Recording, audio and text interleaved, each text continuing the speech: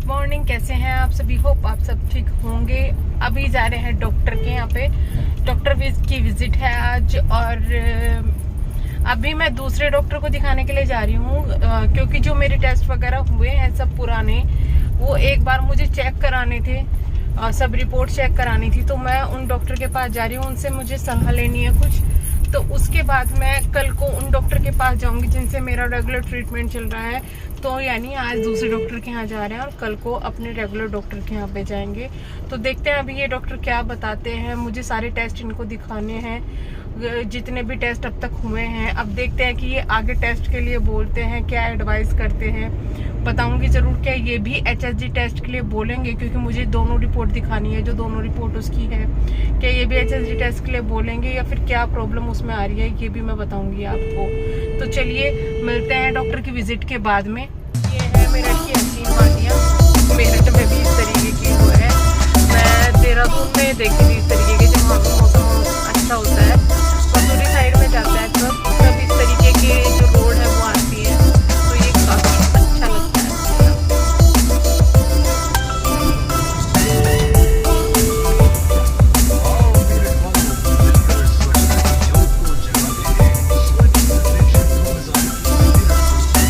यहाँ पर हम घर आ गए थे और उसके बाद में मैं थोड़ा काम कर रही थी। आज मेरा बर्थ था।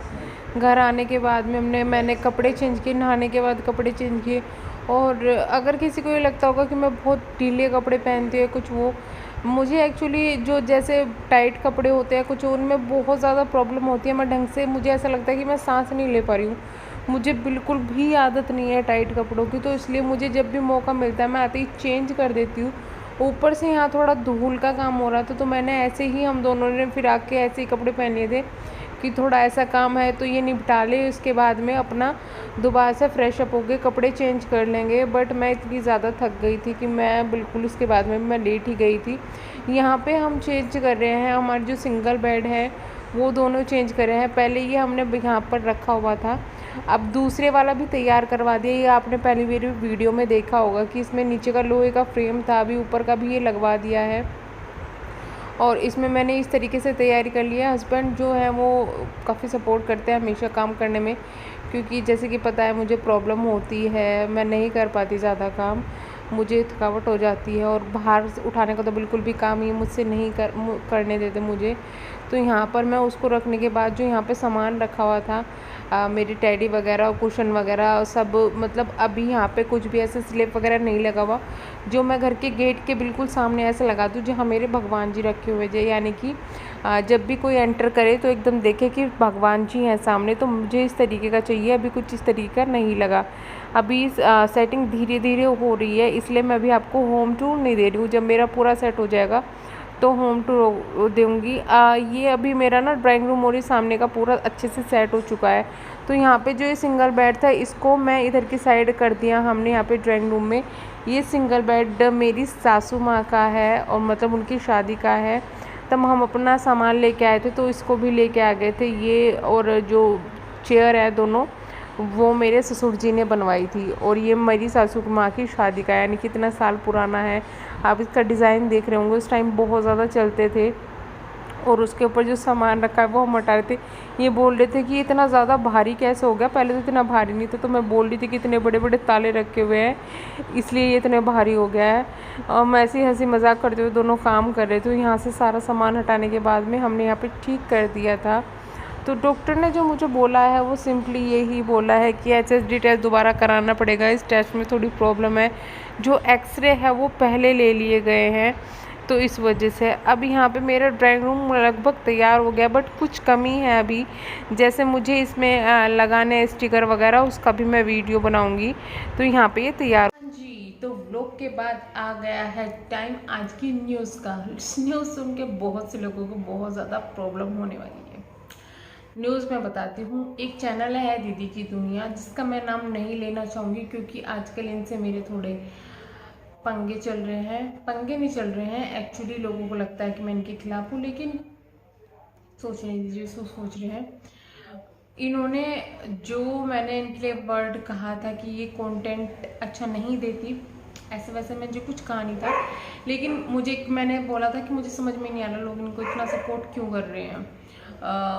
तो उसका तो सिंपल सा आंसर था कि इनके साथ में जो लाइफ में पहले गुजरा है तो उसकी वजह से सपोर्ट में आए। लेकिन इसके बाद में इन्होंने जो कंटेंट दिया है वो भी कुछ कम नहीं है, ये काफ़ी अच्छा कंटेंट देती है। जिसको यकीन नहीं आ रहा है और जिसको हंसी आ रही है सुन के, आओ मैं बताती हूँ इनका नया कंटेंट क्या था। कल पूरी रात ड्रामा चला है। ड्रामा एक्चुअली हम लोगों को लग रहा था, और जिनको ये कंटेंट बोलती है, इन्होंने खुद ने कंटेंट बोला था। पूरी रात परसों ड्रामा चला है, और जब इन्होंने सुबह से शुरू कर दिया था ये चीज़ें कि पापा मतलब ऐसा मेरे साथ में हुआ है। जब ये रो रही थी मुझे सच में बताती हूँ मुझे बहुत बुरा लग रहा था, किसी को ऐसे देखते हुए रोते हुए तो बहुत हर्ट फील हो रहा था।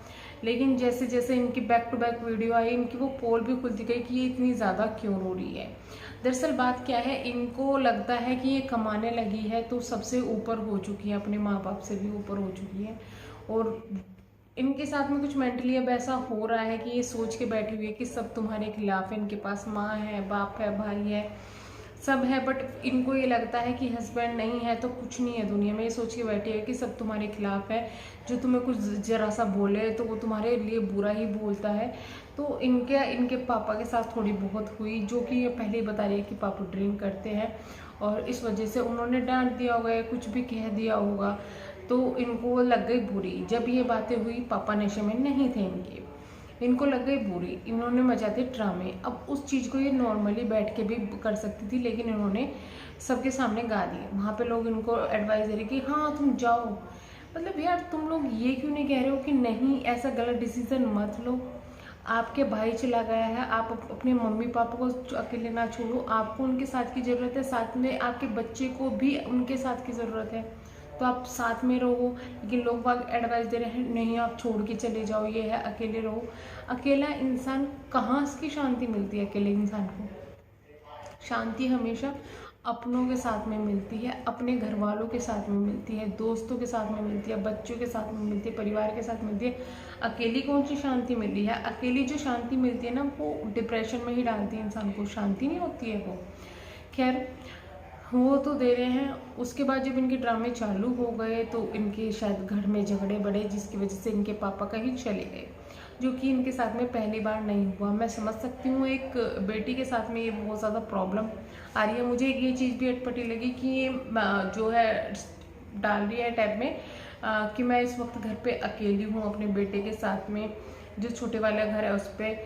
तो इनको वो बताने की ज़रूरत नहीं थी, इनको शायद पता नहीं है कि कितने ज़्यादा क्राइम होते हैं, और ये इस तरीके से, जबकि इन्होंने सब कुछ खोल के बता दिया है।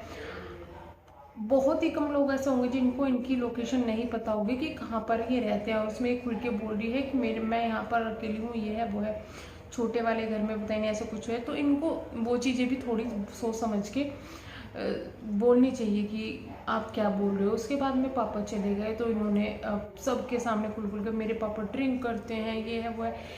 एक तुम्हारे फादर माना कि वो ड्रिंक करते हैं, बहुत मुश्किल होता है इन सब चीज़ों को हैंडल करना, इन सब चीज़ों को समझना।